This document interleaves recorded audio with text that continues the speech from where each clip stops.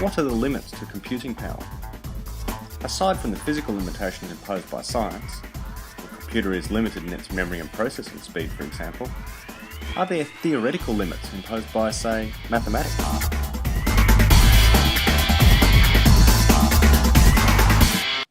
The quantum physicist and philosopher David Deutsch writes about what he has described as can't-got-you environments. Imagine a super powerful computer of the future.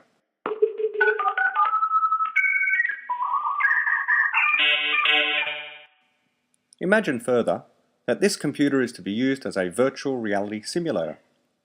At the present point in time, virtual reality is still very experimental.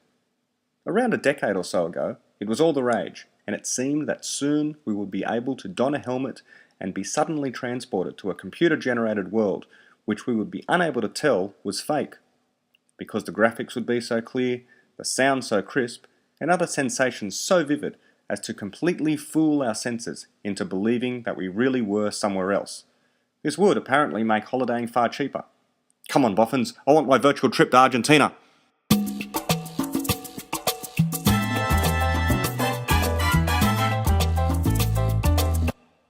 Of course, the reality of virtual reality hasn't yet lived up to the promise. That aside, Deutsch wonders if in the future virtual reality machines could be effectively unlimited in their ability to render any logically possible environment. There is a distinction to be made here between what is physically possible and what is logically possible. Something which is physically possible is something that is permitted to occur by the laws of physics.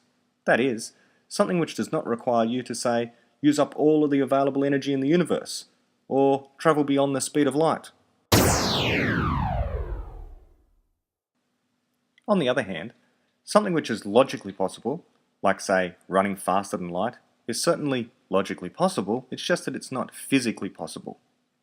Now all physically possible environments can be programmed into a virtual reality generator.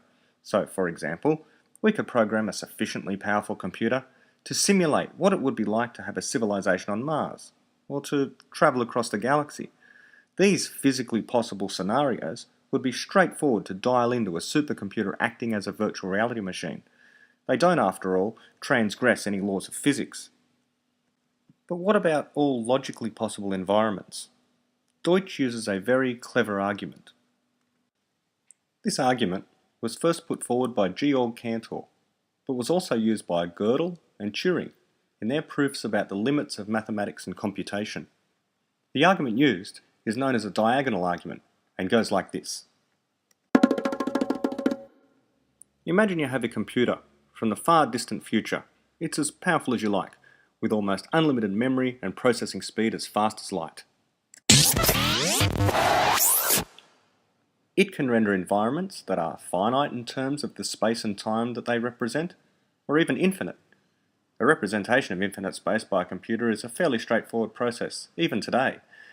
And if you play some computer games, you'll know what I mean. You can walk away from the action and just keep going off into the blue yonder. One need only program a simulation with what is effectively a loop of space.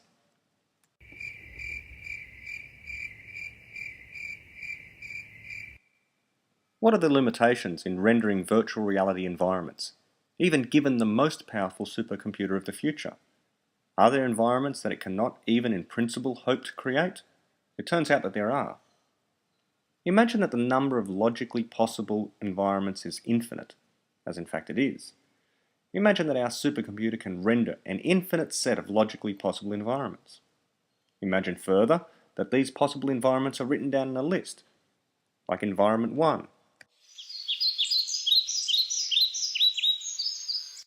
Environment 2.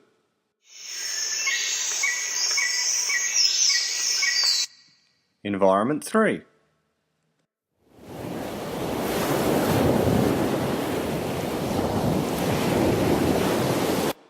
And so on. You get the picture, ad infinitum, covering all the possible environments that our computer can recreate.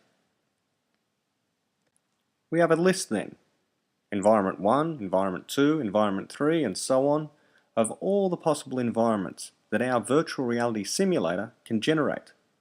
Even if this list is infinite, and it is, there are still environments, an infinity of them actually, that the computer cannot render.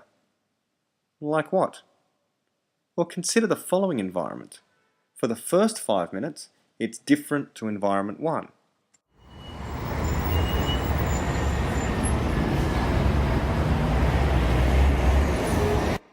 And for the second 5 minutes, it's different to environment 2.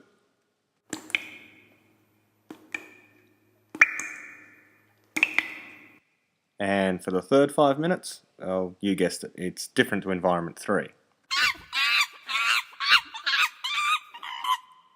And so on. Now, because it's different to environment 1 for the first 5 minutes, it cannot be environment 1. Because it's different to environment 2, it cannot be environment 2. For similar reasons, it cannot be environment 3, 4, or 5, or any environment in our list. And yet, we created our list by saying that it not only contained the set of all environments that could be rendered by the computer, but also that the list was infinite. Despite the list being infinite, it cannot contain everything logically possible.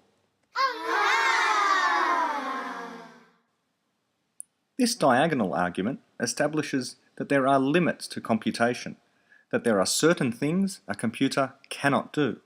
In this case, in terms of creating virtual reality environments, there's certain environments that it can't actually recreate, even if they're logically possible.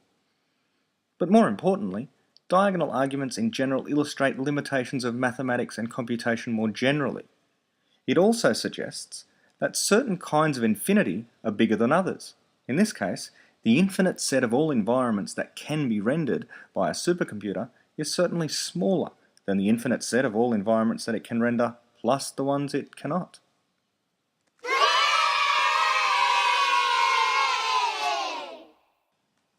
I hope you've enjoyed this ToKCast episode, which is part of a series on the nature of mathematics and computation. Try downloading some of the others from the website, and I'll see you again soon.